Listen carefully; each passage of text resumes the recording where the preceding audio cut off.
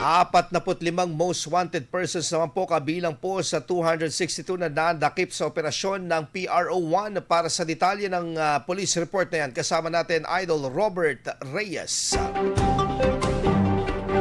104.7 IFM Report.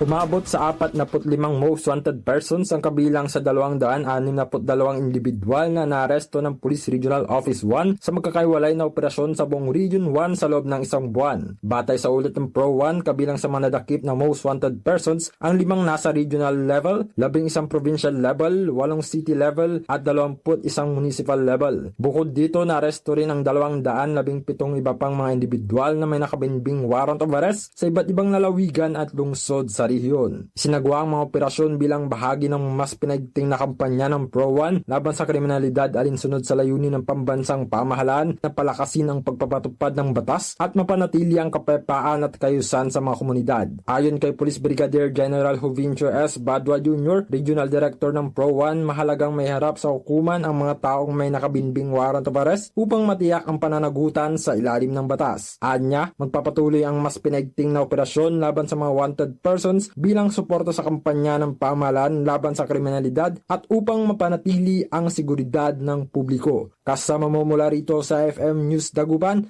Idol Robert Reyes, Tatak, IFM. IFM News. IFM News.